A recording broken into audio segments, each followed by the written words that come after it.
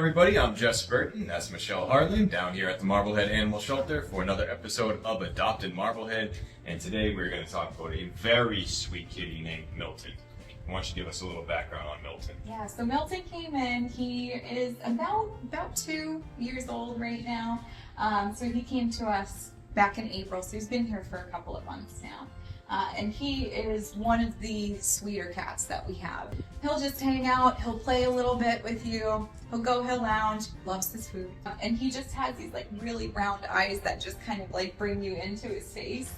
Yeah, he's got a very, very cute face, and we talk a lot about sometimes the black and white cats and even the older cats get overlooked, and I think that's kind of what's happening to Milton right now, because if you were to adopt Milton, I don't think you could be any happier. No, he's one of the sweetest cats. He's not a swatter, he's not a biter. He really just kind of wants to be around you and be loved and kind of have his own space to kind of look at the window, sunbathe a little bit, and he'd be really good with other cats too, especially ones that are a little bit more laid back, that won't mind that he's a relatively large cat. Do you know how he got here, where he was picked up or anything like that? Most of our cats that are strays come from like the Chelsea Lynn area. He's a little more rough and tumble, so he might have been one of our pickups from the streets.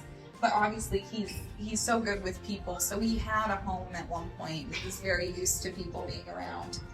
Definitely acclimated to humans. He's had a family, he's looking for another family.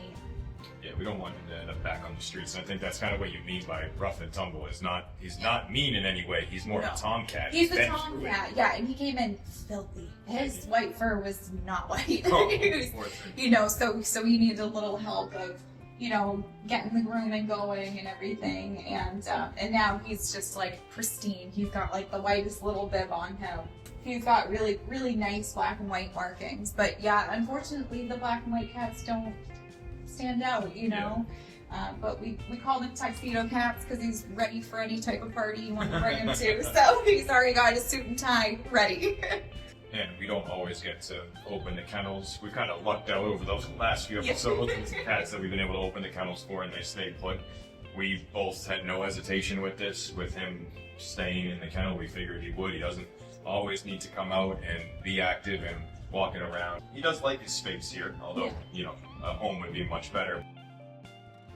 He just wants to kind of be around you, be talked to, be pet.